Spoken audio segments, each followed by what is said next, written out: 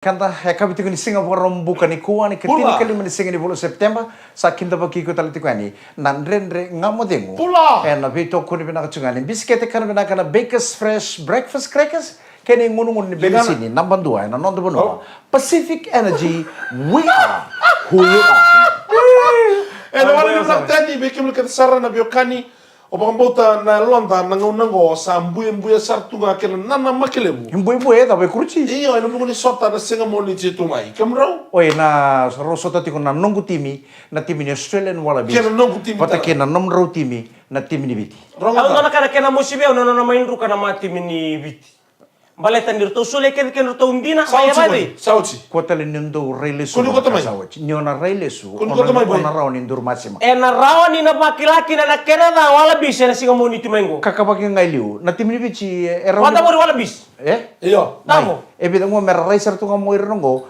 dorusana bici ni ko bida gori 5 bulan tolong biuta romai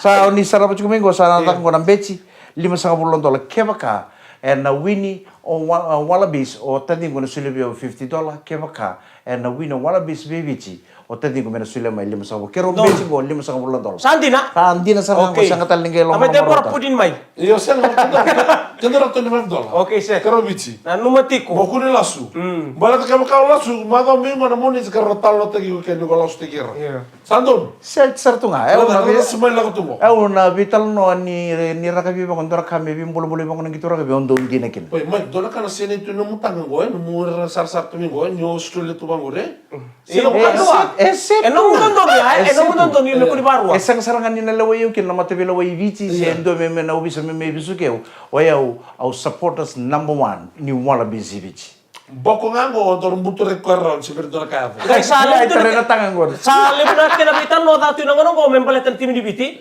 au babli bina kamerto na dorbo nirto sulen donan gitu bina ramado sauti ka sa tu barau sa po sa sarana nandani bata bili tim ni Wallabies so Eddie Jones tu ngono koya na skru ke de kora select tu ngo merabata ita kina matim ni Wallabies enan roto sa tulo erto sa rere bakasar mangalemu na du odai sa tu ngono go bibiti sianga mo to biti bina kata beta ko na Eddie Jones se o coach in Australia Fiji is going against Fiji because Fiji too is playing from there from where orto na timia Australia si to kada na kay bits tu mingori ay umanda nga mako ngani tawase mako ngani tawase Tuguna baby patale kire baby mariko why are you choosing the Fijians when they are Fijians sanga yo kimai No. kito sambulo me Australia No. sa tu me Oh, yeah, Australia for sa me, that's a leonomika kira malam balik kato to kami balik Australia kito sana balta iyo tataka chiko sa ada tu pere kena bitala no ayo sale yo wande ta tu nelogu ni narawan inda mo na mate tim ni Wallabies baletango done wasile bu ni player ni ndaung gitu orang gitu kono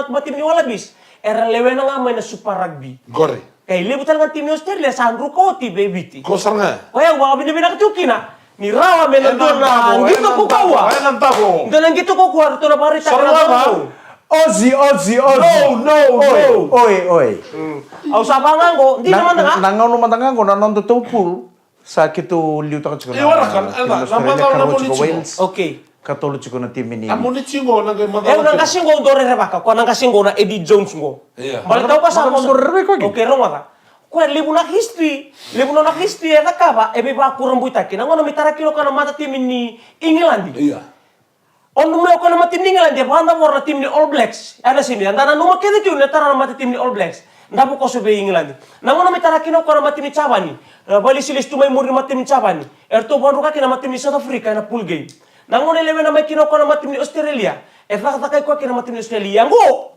sa mai lewe na tale katukuno ko ya usini kawai takana test o sini kawai takai una test Italia sara lebu ni kadi bakala lebe tayo sen ruko te arar to mengo rena ngango mata ni roso ta matiki All Blacks na bagingo ruko bakala na mata tim Australia karuna roso ta sabi boleh katero bisibingan ndora kai sirua ya lusting Australia sabango ko ya ni nangaira ida na mata timingo lebu ra bosta kirto manda tulur to beira experience player sambiuta ni mena mata tim All Blacks ni Wallabies yongo ortuno kang tuno ko ya o ya usati ko na nunggu itu betul mati kerto na buni nunggu tim sa bangango iyo enangai madala na gatukuno ngauna si moni tim Eddie Jones mate we're gonna win the World Cup Rewalui we're gonna win the World Cup Rewalui kako na tim ni bit sa tungo sa mga robina sa to nang gitu sing monici Dona autal no mata, mentan nenda mat sa lebu narakabi. Oke, tunre vinda bagi mat. Sala ucingan ko ni ucingan ko talno. Mai, Dona ka laka totolnga. Nang ko tonong nilau.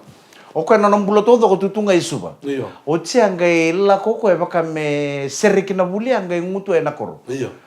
Ngutu e nakoro ngai lebu na ibuki suba e kaute nangono go e nakoro. Na to mi tomo. Dona kangai dona itu buki kaute nakoro e nakoro. Nanon relobir na buak apa nalo manimbay ni buak. Sakit dono ngoni. Bacirin para bisar ngamay nono tokor. Tukin na mbay ni buak ni nono momo ede nono momo momote. Ah, mo bilaksana. Vida tuika vida baka na buak ni momote. Gain dono mata kalilili baka na buak kay na momote. Sandon tu tuiro na buak. Nano mo ko di momote tu nga. Gain teriro na buak sa saro konge santunga sa romat santunga. Samba di biro ko iya. Sangai doon pa ka ng buningon ya are di na lalangon ngo man ita butsar na ide ko ngon ngo. Bori sar ka kwangon nila ko may suba. Ratuwa biri ka chuka apuak. Mani sangai sasanga chuko na omomoti men tombo ka ngon ngo. Doon singalim ngole sar nga mo ko imbachin bara bisara sisili tu ngon. Sisili tu ngon itu sana kira ko ngon ko ngai ni suba. Iya. Nanggai ngani angai besu kai bidan ngon ya omomoti ngai rumbi lagi. O kono ngone ngo ngai dawan. Tawan roko agale tu tal bebang ngai pakalili momote tal chumai. Yo kabo si musar na mo ba. Atu kono momote bua. Nangau na au na tombo kiko kina. Iya. On nanggai mboka mbachimo. On nakana kuita bina kana bunon dorno soto kina. Bingau na keda ro soto chiku bango ki momote o chunga ngo tala chuka tawan ro. Le pakalili momote tal chumai. Dona sing. Sisili wele sa to baka me mataka nga misar to la ko mai. Sisili wele sa to na ngone bo. Gai kinda dolo ko sa hengtek ko mong momoti. Agri pango ko sa ari momoti. Sa kila ka usa na mate ni kuwa. Ni kuwa. Kila wa makai chuko ko no tumboki ko na gai boka bachim. Ni kuwa. Sa wan rudam mayo momoti ndra tamban sinto ang bachin bara sa tortu. Ni kuwa. O sana boka kinang bachim o sana boki tamamukin. Sa kila na ngone ko. O momoti sana sangat alingay sa sana kana kuita dyan. Sa momoti sa ngay soro saranga. O sa ngay soro saranga momoti. Saya nga. Au sini biya nakata na soro sa dam. Nikua. Bata ko sala ko sini biya mama. Nikua. O sa nambo kita mamagina. Sa labi sartu ngo momoti na banisento me boro kana kuita kila ko. Undor buno ko muno tukunan doon ka. Me unaraw ni nang bulukin. Hanggang tangi to ngono ko. Sa momoti. Momote kira-kira buso ciao. Ni kusar nga usang kay kila tinukam don robite din kay Jesus Kristo. Manisang ni kila tolo momote na tambe ka bono ko sa manis select ko nga. Manis sorbotal tunan den. Guys, sangan ni may kano pito ngono ko posa nga tuno guys sa momote.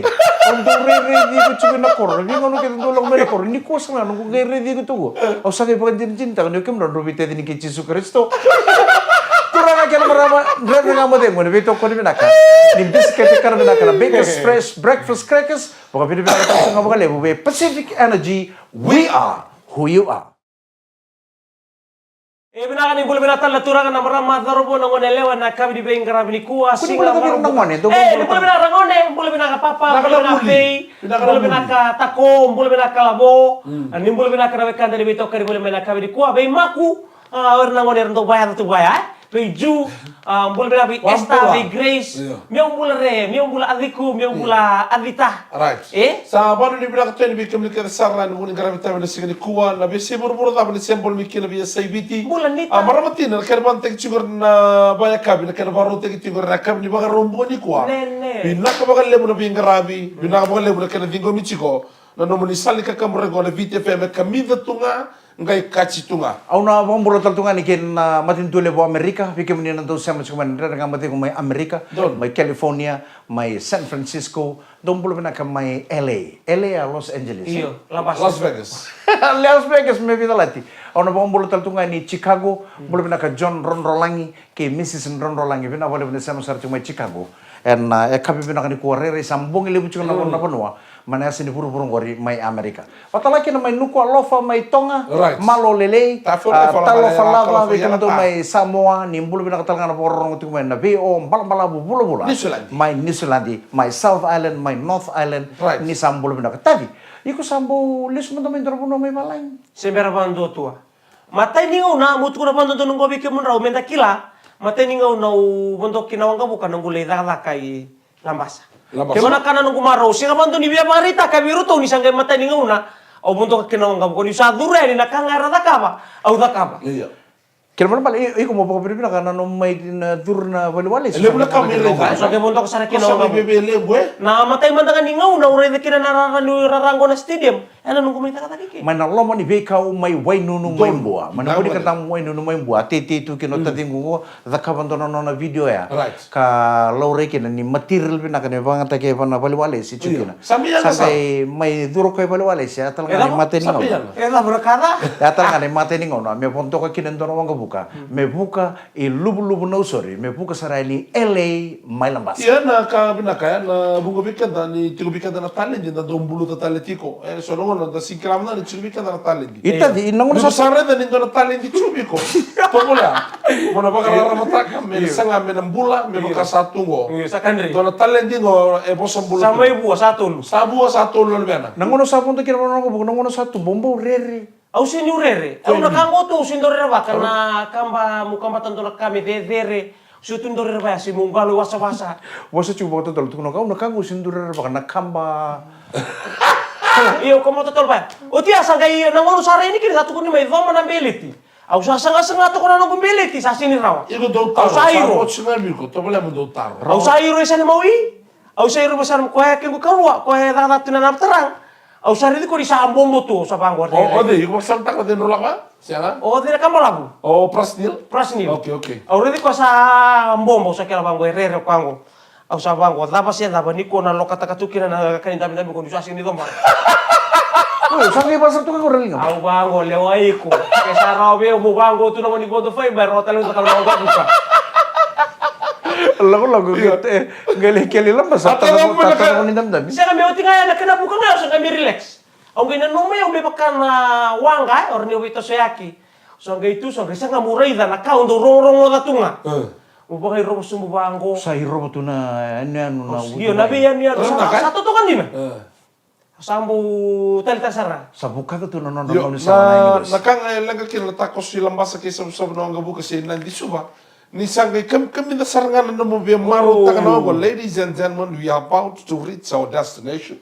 Please. Okay, pangang ko na Iyo tingko na. may lulu. Pangang ko gayo. Kala mo sangay mo enjoy Hiro ta. semua sa reta tala na airport may. Tama natin airport may lembas. May lambas sa airport wengile. Ito ba mo na tsuna Masula ka chiko tadi ko may nando na ngauna lakaleka ngo ona buka. Eh, di ko chiko manday ni. Nando na wanga buka libo mo buka ibalay. Bakan dua. Ndona ngau sa masula katungo. Ndona singa. Oy ko sa ala ta ko chiyo ni ko na siyang raw tali no la ko Leu tayo. bondo kau kulang ni sombu, bondo nga bondo listele me baka mo basray. Napunto ko buka balay tadi ko ang batan na kana, batan na ngunu, batan na mumodi na sarelelo. Baka ngautu na lo manindo na room nindo na hotel. Mona rojo na class nda na biukin economy class siya na tambua class. Tambua class ako chukwilu ko na pingkarabi sa ver sara na kakana na pingkarabi kina mana tambua class pati kina economy class. Kali boleh na damdam ya. Around dindio. Ko na pangango na wanga bukini sa tumbinan. Pangango na ngono salay dambi kina bango.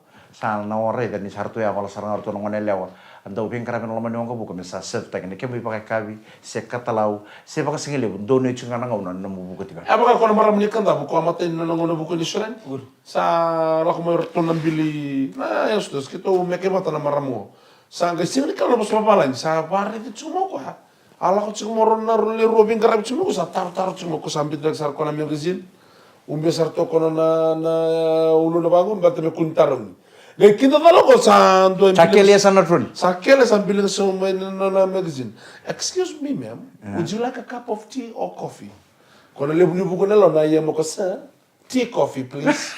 Wala roro ngori. Turang kira maraman brand nga madengu na beto ko ni binakachungan ni biscuit kana binakana Baker's Fresh Breakfast Crackers kay Pacific Energy. We are who we are.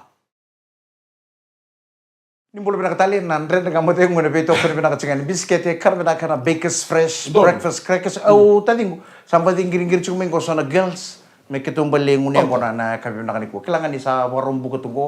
Bungin ba yun ano. Rtule pasar nga nagal. Sarto ngir cuming ko may kituli grog. Imdor tama-tama dombulu. Sanga isin tama-tama kong tumbula. Kaya baka tama-tama kong tumbula. Oh, bunita ka tuyo so na kaun do na ka. Siya ko kangon. tukuna sarnga salah satu minggu cina ratonongan me vale or tukuna na uchin ko na lai munu pauta posota o nang gaya ni vale tin karona bong wala ba kamu tanah mo sa gura upasin na mata so tinugo sa sukan singa parong buka musangol sapa sih arus habitan lo na biotini oti arus habitan tara sa bangko sa roboy na lintindi simber sa royal lewa ada ko minta ka alin hindi luyan alin hindi sa bangko sa royal lewa mo lintindi lama mingay orang na kalok mo sa tibay uciau sa simber sa royal kambigan ya selewa abang ko ko kaya ko may tinawon simber ko ko kami mo ko sa kila ko di sarong mata uci kero may binira ba ko bang ko ko wali simber ko siya talaga may wali Io dopo prima che sono maramaran do understand tanto non au chinindo ya ni vale ke kamu ada ni vale nambungi ke tin keru sen kalau mata kali lu sen ngro do bangam go chinan rato nang badia pauta mai be ko sa kala tu exceto ya sini ba kata ke mra usana kapa rota kau tu ro bonita tu au ndo tukun sarabon do ni sene choni au na lei grog nambungi ko na lei pauta au nang gebe chum ba na chin karo nang ga ni ban set satu nga arongot sartu nga ko ko rongot tu na burbura sono una dobaya ngoto anggur ko lo kita odi gor ka tu gure sam o kendo do to chu do ratek te ko tu moko iko to ngunya ko na ba boys è una kanga au na ngunya ko na ba boys on tu sisera au ndu matin to tolo sarakin ni ralim na boys okay na dabay baka muna no matin to tolo ni kenta to batangan do na bulli be maloy na mano setaba e ko mateda ti ko no ngunya ko na puti matela ti senga au ndu au no bulla ni ngunya ko na talno men da vinden da paki iya sentalo na boys seng so na boys tu ko sala ko ngain duru ngain inda bi ko bulan na sa ko itu ngango seng gor tanah girls sa rambut mana gor ka sumi bir girls seng arto na boys sala arba chika au na ngunya ko na sa boring sarangan ko bulan ngo menta tambah telepon sono mata ngunya ko do matede ke do wana na kila menta tambah to bango sono maramani ngonelo ni law sono ngonelo ni bonole me ngai ngunu bango mengai indon na ngonelo ni law me gere meta mai no na ba sa do le re bina ka mai kira na mata na ngonelo ngor na ngonum ngone sang sarangan indon na ngonelo me are re bina ka kini bio na mata na iya na ba ko betu be au la ko betu na bi walinga da benden baki balata na ngunya na engo na ruanga na kini ngunu ngunu danga ngunu dasar ke kaya sangat kuna bi wali da benden baki batikir tu na tobu batikir tu na marmanait es sana ngunu datu na engo kaya ndo talita kina na ngunu pauta obatan no obasa mata ka konektan no ako an roa sangge bante tangango na kaniwanga buka aro tur na turanga mingau o ti aro mani reida tur na wanga buka bingo na kede pa kami sanon ra kalo kutu o salang gora wanga buka tin karua iya gora wanga buka ninduan itu medite ti bitele mana kasi kana buka loko iya taro na no tan nga wanga buka au kita dal ngasa atin karuna kaloko ala ko sumpina ko me batu ya o ti ando na singa ro may skim ro sole ba ke ro may titi to kana ro titi iya o tinga ro sare satu bang ro kita dalo sare ro sando ra kalau kotor sate usir ro bang satu isa si mata la na berada ka betu itu ko iya na berada ka betu ro tulo meni wanga iya buko ikan sih iya berada ka betu tu katutu ba lo meni wanga buko ro ba tari sulu sa bang ko ka dalam tu bukan dalam rakat asini ber saro ka kan dua ik sambo punto ko but to ko simber we ko simber dores ke dar saro ta wala tu mana isi mata la na berada ka tu itu ko abang ko saro ka ni karua yo ndona turang atale nga sapo do ka bugoti e baru mo diro tu ni robeta lo to sin versa ro ka kari karwa ndona mata na kalau huli buta ka tu ita ndona mata na kalau huli buta ka tu ita ngono reda ko na nilu tu na jejet nga daw mure na kena kubuku reda ko ora kubuni lo ndona da ka mo kusar tu ngor na toa ala ka tu kare mata kali ka ngili sa wati tuelindi asini berano ko may muri hey si madala ke kami ngai dakai biti me mungkin dakai biti minta mundu tu dakai minta katu nolong asin biro ko tu ero ka ke sa bondo ka bugot ngo bondo ka bugot asin biro ka si madala kena ko baka nganda tu may sana kan do na sunu na butini to satu may buro-buro mo di kira-kira mi dak yo kan do baka minta ka ndu kali butu Nangay doon ang lobo, nangay takatulo man Kalau yung sa mga tombol sa. Ya matay na eliman do retilo man lebli dawa. Ken karu kres walengan mga bukan lebli kata-kata so terkena lobo ken jini lobo. Kres na mga buka. Turang ikan marama na pagkabili pinakati mo kalibin na ito Ano? ko na pinaka ni biskete ka na pinaka na Baker's Fresh Naka. Breakfast Crackers kay Pacific Energy we are who you are. Ngay na makachiko na segment katara na kiniuti-uti anong kay talong taka kinando nang ngone ni Bono Malabu sengay lako sarang may bakon do isuba. Dono benaka. Kaya Nama na duru yan ang doon pal nikana yan coming street ni sabi ka na nakangay tukuno ko. Ngay nama kaya? Ito kay ni pal nikana. Ni sa bulo pinakatali nandren nga modeng and vito ko ni pinaka ni biskete ka na pinaka na Baker's Fresh Breakfast Breakfast Crackers kaya ngunungun ni benisi ni number 1 Dono. Pacific Energy we are who you are. Oh sige tu buti ko nandren nga modeng uri ko na musoti. Totoo ko na musoti. Iyo pinapala po ako na uniform ni nito matameke. So nangon na ni osyo joint ka na matameke. Ngon lang ser ngon ni dam ko dotal na sulu kana champo ni nito na. O sa mga bulot siya kumdala dolce and dulali sounds. Ono nom Dios antar tal mana sulkin na champagne nom do na. Ay, medam mo kasi ti. Oy, totoo ko na musoti. Matala kinota di mata ni sote ko. Anda ka ba ngos? Kito sa tuntungan may tura rin lang at sumat niya sar-sar siya mo na tungo. Si madam. Bikim ni kita na girls, o ni sarang-sarang cing manaka ni singa orang bukan ko uro. Uro nga be. Talo ang ngori, siya nga talindua, siya raw leruwa ka, pati kita may debor. Iya. Ngori matalindi mo, no, hindi na may Amerika, talo taman. Isa wangon le na tu American Samoa. Gayo American Samoa. Amerika sa American Samo. American Samoa, that's America. O sa American Samoa yang gal tu kay Amerika. O tu lawan Amerika. O sa lako no siyempre kasi ko matin nugubuka nga ubuka yung limeke. O sa lako no na McDonald's ang shot TV on rusa wala sende ni Amerika. O sa lako yan ni sa biriya kina oso ni kay American Samoa kay so kay wala nga tuika na tuongo. O sa kay singa ni kala mo no bulia mo na kengo mil ni shot na 20 cents. 20 cents in Amerika. Iya. Ngori na ilabo, na ilabo. Sa kita ko. O sangay kambiyan pa pala ko nandun ka to sangay bango but excuse me. You see this smile sa smile sarang. This is a Fijian smile. Sorry. I got 20 cents short. Can you give me the meal? To be sure you na nung smile nga. Sangay ka ko wala bin karam chikina. Sa ususulan ko na meal balata nga na mumatan din you Fijian. That's why I'll give you the first history in this McDonald's. One Fijian guy come and credit 20 cents to solve ko na meal. So may enjoy ka na meal. Au sa mani bulot tungo si tungo. Au baba ni bina chike bini tuna na ba ko ko chike wala ko batia. Kiro ngeli enjoy ka tu. And a hotel may American. Litala no tungko makasara ka mo retail lo tay ko tuno no sapa ka mo dera tu may sapa ka mo mode tu may nambude ya. Nambude may malaw. Tumay na to pale. Yan ramay ko nung ano ni Bonong Palabu ko na matakalilin ko may Bonong Palabu. Iyo. Yan ramay ko na matakalilin may narutukura may loma-loma. Rin niyo tunga bang ko may nakura loma-loma no naringan bang ko pa na tomba sarang loma-loma may Bonong Palabu.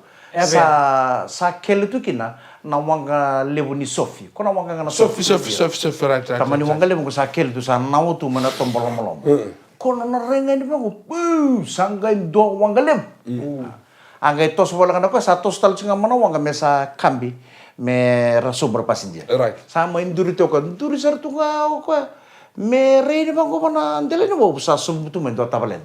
O tabalen ngo sa nona daka kay kila mo na to na parang tatudo ko isubango.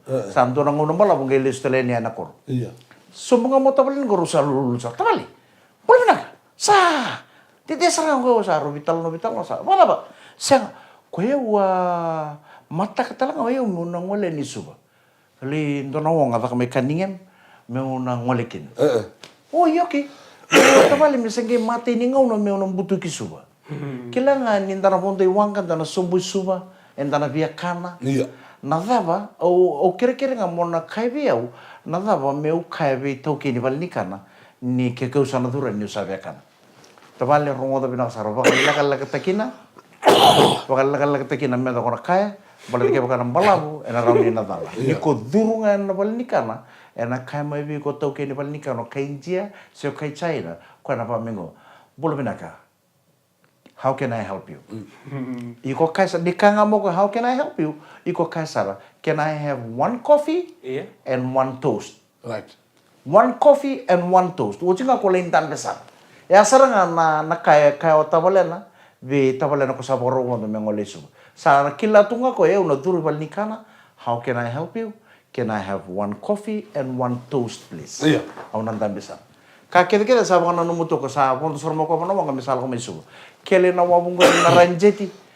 Do sar le taxi ngole sar ko coming street. Ada sar tungai coming street ya me turu ni ban lomani balni kan gara ko ni kai chain.